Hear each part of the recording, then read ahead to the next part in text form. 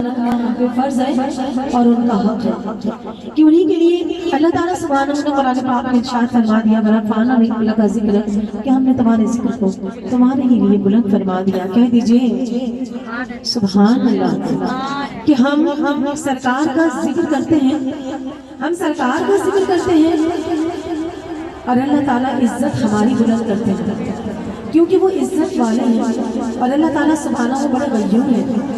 انہوں نے جو وعدہ کر دیا وہ پورا فرما دیتے ہیں کہ اللہ تعالیٰ سبحانہ نے وعدہ کیا ہے جو میرے محبوب کی محفل زمین پر سجائے گا، جو میرے ذکر و اذکار کی محفل زمین پر سجائے گا، میں اس سے بہترین محفل میں اس کا ذکر کروں گا. تو ذرا خوبصورت احساس کا تصور کیجئے کہ ہم نے اس کی محبوب کی محفل زمین پر سجائی ہے اور اللہ تعالیٰ سبحانہ نے ہم سے بہترین لوگ یعنی حوروں غلماں اور فرشتوں کی محفل آسمان پر سجائی ہے. کہہ دیجئے سبحان اللہ کہ ہم اس کی محبوب کا ذکر کر رہے ہیں اور ہم سب کا نام لے لے کے اللہ تعالیٰ فرشتوں کے سامنے ہمارا ذکر کر رہا ہے. سبحان اللہ کہ وہ مرتبہ ہے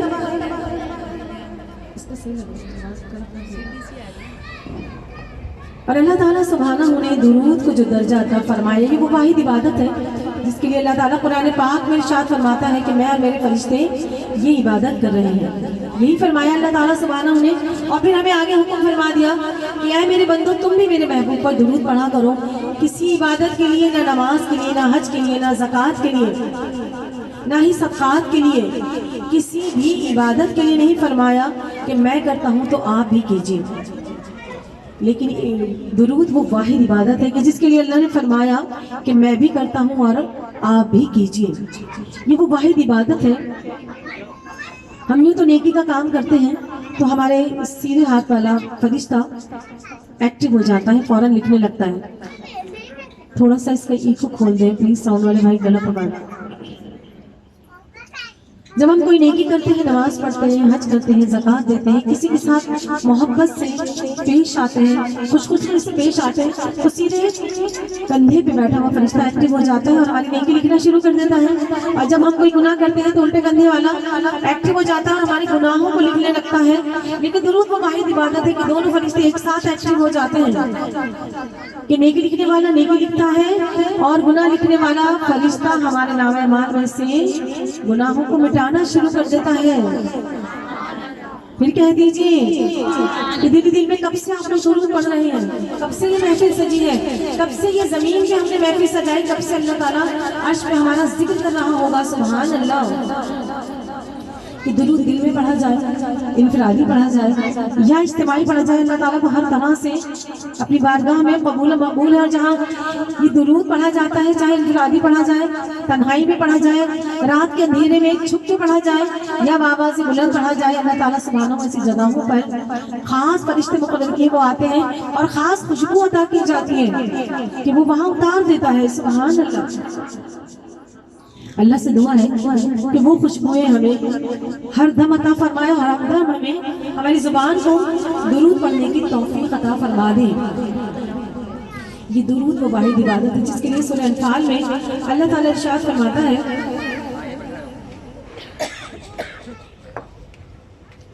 87 آیت میں اللہ تعالیٰ فرماتا ہے کہ جو شخص، تھوڑی سی توجہ چاہوں گی کیونکہ یہ خالصتاً عورتوں کی محفل ہے اور ہم عورتیں چھوٹی چھوٹی سی باتوں پہ برا بہت جلدی مان جاتے ہیں. خوش بھی اتنی جلدی ہو جاتی ہے لیکن برا بھی اتنی جلدی لگتا ہے. اور ہم ہی ہیں جو آگے تعلیم بھی دیتے ہیں اپنے بچوں کو اور ہم ہی ہیں جو ہم اپنے بہن بھائیوں سے بھی یہ بات کر سکتے ہیں. تو میرا پیغام یہ اللہ کی طرف سے جو آیا ہے قرآن میں کہ میرا پیغام یہ محبت والا ہے جہاں تک پہنچے.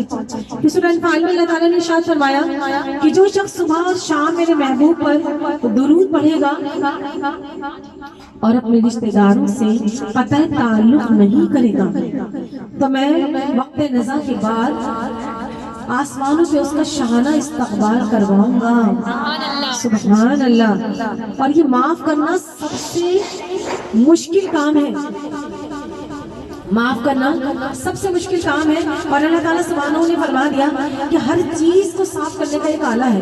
ہمارے گھر میں صرف صفائی ہوتی ہے تو کتنے آلے موجود ہیں. قالین کا الگ ہے، فرش کا الگ ہے، کچن کا الگ ہے، دیواروں کے جھاڑنے کا الگ ہے، ہر جگہ کا الگ ہے، ایسا ہی ہے۔ تو اللہ تعالیٰ نے فرما دیا ہر چیز کو صاف کرنے کا ایک آلہ موجود ہے، لیکن تمہارے دل کو صاف کرنے کا جو آلہ ہے وہ ہے میرا ذکر، اور بالخصوص ذکر خفی۔ اور ذکر خفی کیا ہے کہ چھپ چھپ کے راتوں کو دل میں نہ آواز نکلے، نہ ہمیں لگے کسی کو کہ ہم عبادت کر رہے ہیں۔ اگر سامنے والا ہم سے بات کر رہا ہے، وہ بول رہا ہے، ہم خاموش ہیں، تو دل میں اللہ کا ذکر کیجیے، اللہ اللہ اللہ اللہ اللہ اللہ، تو قلب جاری ہو جاتا ہے۔ لیکن قلب اس وقت جاری ہوتا ہے کہ جس وقت ہم پر کسی شیخ کی توجہ ہوتی ہے، یعنی ہم اگر کسی کے ہاتھ پہ بیٹھ ہیں تو ہمارا قلب بہت جلدی جاری ہو جاتا ہے، سبحان اللہ۔ اور یہ ریسنٹلی واقعہ ہے کہ میں نے جو انتقال دیکھا کمال صاحب کا، محمد کمال عالم، جنہیں بابل شاہ کا خطاب بھی دیا گیا ہے، میں ان کی میت میں موجود تھی کیونکہ وہ میرے سگے بھائی ہیں۔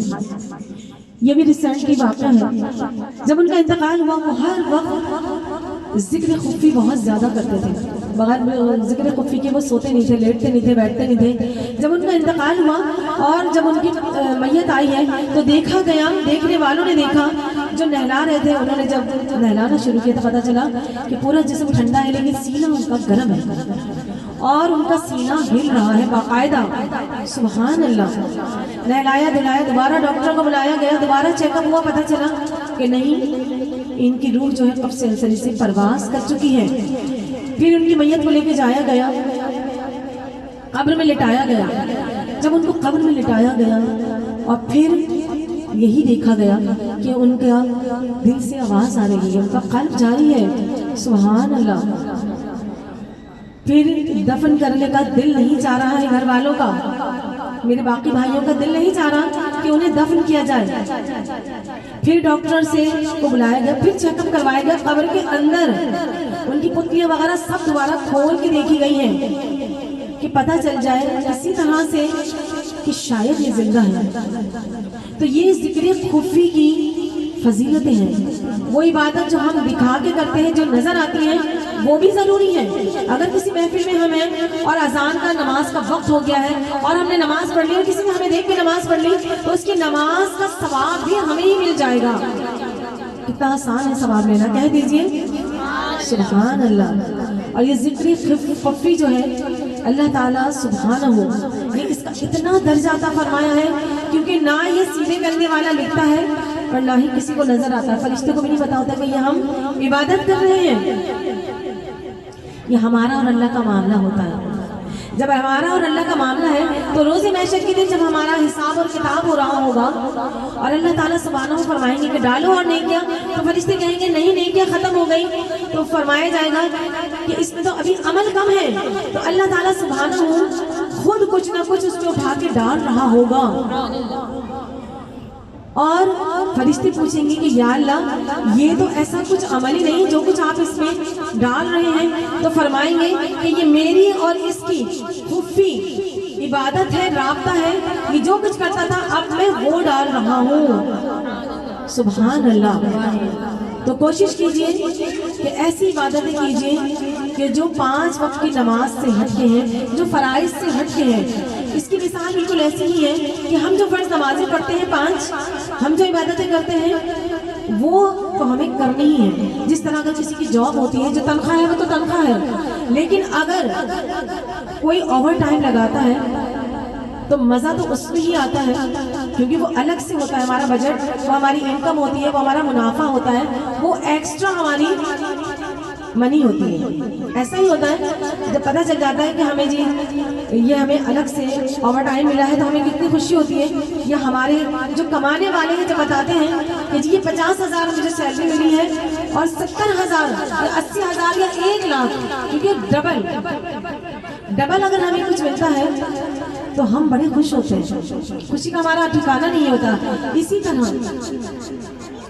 جو سنت عبادتیں ہیں، جو سنت نمازیں ہیں، اگر ہم وہ پڑھ لیتے ہیں جن کا حکم کہیں آیا ہی نہیں ہے، یعنی اصل میں اثر سے پہلے اگر ہم 4 سنت پڑھ لیتے ہیں تو اس کا ذکر کہیں نہیں، اور نہیں پڑھتے تو کوئی گناہ نہیں ہے، لیکن اگر پڑھ لیتے ہیں تو ہماری فرض عبادت کی کس طرح سے حفاظت ہوتی ہے مختصراً عرض کروں گی کہ جب ہم سنت ادا کرتے ہیں اور پھر نفل ادا کرتے ہیں، اس کی یہ حفاظت کا طریقہ میں بتاؤں کہ اگر کوئی چور چوری کرنے ہمارے گھر آتا ہے تو پہلے وہ مین گیٹ سے داخل ہوتا ہے، پھر وہ ہمارے کمرے میں آتا ہے، اس کمرے میں جہاں الماری موجود ہوتی ہے، 2 دروازے ہو گئے، پھر اس کے بعد وہ الماری کھولتا ہے، یعنی 3 دروازے ہو گئے، پھر وہ ہماری وہ تجوری یا لاک اپ کھولتا ہے کہ جہاں سے اس کو چرانا ہوتا ہے، 4 دروازے ہو گئے۔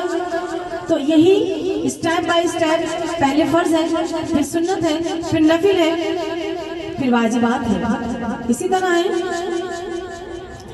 تو یہ اسٹیپ بائی اسٹیپ دروازے ہیں، ہم جتنی واجب ادا کریں گے، جتنی نوافل ادا کریں گے، جتنی سنت ادا کریں گے تو ہماری فرض کی حفاظت ہو جائے گی۔ ہماری فرض نمازیں یوں ہی نہیں چھوٹتی، وہ اس لیے چھوٹتی ہیں کہ ہم سنتوں کی پابندی نہیں کرتے، ہم نوافل کی پابندی نہیں کرتے، ہم واجبات کی پابندی نہیں کرتے، وہ کام کرتے ہیں جس سے ہماری عبادتیں، ہمارے کام، ہمارے کھانا، ہمارا وقت مکروہ ہو جاتا ہے۔ اور مکروہ کس طرح ہوتا ہے؟ حضور پاک صلی اللہ علیہ وسلم نے فرما دیا کہ جو عورتیں سر کھول کے آٹا گوندتی ہیں، روٹیاں پکاتی ہیں، ان کے گھر کا کھانا کھانا مکروہ ہے۔ دیکھیں بڑے ہوٹلوں میں، باہر ممالک میں کس طرح سے شیف اپنے سروں کو ڈھک کے پکاتے ہیں، لیکن ان کی نیت یہ ہوتی ہے کہ کہیں ہمارے بال نہ اس میں آ جائیں، لیکن ہمیں سرکار نے جو فرما دیا کہ سر ڈھک کے پکاؤ تو برکتیں رحمتیں ہمارے ہر اس کام میں ہو جائیں گی جہاں ہمارا سر ڈھکا ہوا ہوگا۔ گرمیوں میں یہ کام بہت مشکل ہوتا ہے، لیکن اگر چھوٹا سا کیب بنا لیا جائے صرف سر کا تو ہمارے لیے یہ کام آسان ہو جاتا ہے۔ تو ہمیں ان دروازوں کی حفاظت کرنی ہے کہ جن دروازوں سے ہماری فرض عبادات کی حفاظت ہونی ہے۔ اگر ہمیں اپنی فرض عبادات بچانی ہے تو ہمیں 5 نمازوں کے علاوہ اشراق، چاشت، ابابین اور تہجد، ان 4 نمازوں کی حفاظت کرنی ہوگی۔ اور جو شخص یہ چاہتا ہے کہ اسے بہت جلد سرکار کا دیدار ہو جائے، ایسے بہت سارے لوگوں کو جانتی ہوں، اللہم آمین، کہ جنہوں نے چاشت کی حفاظت کی اور مخصوص ٹائم پہ چاشت کو پڑھا اور پھر انہیں آقا حضرت محمد مصطفیٰ صلی اللہ علیہ وآلہ وسلم کا دیدار مبارک ہو گیا۔ ولیوں کو جب ولایت ملتی ہے تو وہ چاشت کے وقت میں ملتی ہے، وہ فجر میں تہجد میں نہیں ملتی، وہ چاشت کے وقت میں ملتی ہے، کیونکہ چاشت کا وقت اللہ تعالیٰ کے نزدیک بہت زیادہ معتبر ہے، بہت زیادہ معتبر ہے۔ اور یہ وہ چاشت کا وقت ہے کہ جو ہمارے لیے بہت آسان ہے، بہت آسان ہے، اور آج کل تو بہت زیادہ ہی آسان ہے۔ زوال کا وقت بہت زیادہ، ابھی پچھلے دنوں 12 سے 12:15 تک تھا زوال کا وقت، تو 12 بجے تک کا بھی ہے، پورے سال کا کیلنڈر اب تو مل جاتا ہے۔ زوال کے وقت سے پہلے اگر ہم نے چاشت پڑھ لی اور اگر کوئی ایک مقرر ہم نے مقرر کر کے چاشت کی نماز پڑھ لی ہے تو اللہ تعالیٰ سبحانہ وہ کچھ عطا فرماتے ہیں جس کے ہم مستحق نہیں ہوتے۔ چاشت کے وقت ولایت ملتی ہے، دولت ملتی ہے، صحت ملتی ہے، بار بار مکہ اور مدینہ کی حاضری ملتی ہے۔ ذاتی تجربہ بتا رہی ہوں، سنی سنائی بات نہیں ہے، ذاتی تجربہ آپ کو بتا رہی ہوں کہ چاشت کی جس نے حفاظت کی، ایسے کتنے لوگوں کو میں جانتی ہوں کہ جنہوں نے چاشت کی حفاظت کی، انہوں نے یہ ساری چیزیں، یہ ساری نعمتیں اللہ تعالیٰ کے بارگاہ سے بے حساب حاصل کی ہیں۔ تو سرکار دو عالم آقا حضرت محمد مصطفیٰ صلی اللہ علیہ وآلہ وسلم پر درود کی کثرت کیجئے، ان تمام عبادات کی پابندی کیجئے، اور وہ مکروہات جو ہمیں چھوڑنے ہیں، سر کھولے بغیر، ڈھکے بغیر آپ نے کوئی کام نہیں کرنا، سر کھول کے کوئی کام نہیں کرنا، اور ہر وہ کام کرنا ہے جس میں ہماری حفاظت ہے، جو سرکار نے فرما دیا۔ آج کل بہت زیادہ ایسی بیماریاں کہ جن کا علاج ہی نہیں ہے، تو وہ کیوں ہو جاتی ہیں؟ وہ اثر اور مغز کے درمیان کھانے سے اور سونے سے ہو جاتی ہے، کیونکہ سرکار نے منع فرما دیا۔ زمین سے ایسی زہریلی گیسیں نکلتی ہیں کہ ایسی بیماریاں ہو جاتی ہیں، پھر ان بیماریوں کا علاج نہیں ہے، مستقل آپ دوائیاں کھاتی رہیے تو وہ بیماریاں جاتی ہی نہیں ہیں۔ کم عمری میں بچیوں کو شوگر، بلڈ پریشر اور بخار کی طرح سے فالج پھیل رہا ہے۔ بخار کی طرح سے فالج پھیل رہا ہے. تو عصر اور مغرب کے درمیان جو انسان درود کی کثرت کرتا ہے اور سورہ اخلاص کی کثرت کرتا ہے اور بالخصوص جمعے کے دن عصر سے مغرب تک آیت الکرسی پڑھتا ہے، بے حساب بیماریاں اور بلائیں اور پریشانیاں دور ہو جاتی ہیں اس کی زندگی سے. کہہ دیجیے سبحان اللہ. یہ وہ چھوٹی چھوٹی سی عبادتیں ہیں کہ جب ہم کرتے ہیں تو اللہ تعالیٰ سبحانہ ہم سے راضی ہو جاتا ہے. اور راضی ایسا ہوتا ہے کہ ہر صورت کی عوض ایک خاص نور ہمیں عطا کیا جاتا ہے. ہر صورت کے تحت ہر صورت کے عوض ہمیں ایک خاص نور عطا کیا جاتا ہے. جب ہم اس کا ویٹ کرتے ہیں خاص وقتوں میں تو ایک خاص نور ہمارا حالہ بنا لیتا ہے، ہمیں چاروں طرف سے گھیر لیتا ہے. اور پھر وہ بیماریاں وہ پریشانیاں جو اس وقت آ رہی ہوتی ہیں وہ دور ہو جاتی ہیں ہم سے. سبحان اللہ. اور ایک چھوٹی سی سورت الہاکم التکاثر، سورہ تکاثر، اگر یہ پڑھ کے آپ سو جاتے ہیں، یوں تو سرکار کی سنت ہے کہ چاروں قل اول آخر درود ابراہیمی کے ساتھ آیت الکرسی کے ساتھ پڑھ کے سوئیے تاکہ اللہ تعالیٰ ایک فرشتہ ہمارے سرانے مقرر فرما دے، تاکہ وہ ہمارے لیے جب تک ہم سوتے رہے وہ ہماری مغفرت لکھتا رہے، وہ ہمارے لیے مغفرت کی دعا کرتا رہے اور ہمارے سیدھے کندھے میں بیٹھے ہوا فرشتہ ہمارے لیے مغفرت لکھتا رہے.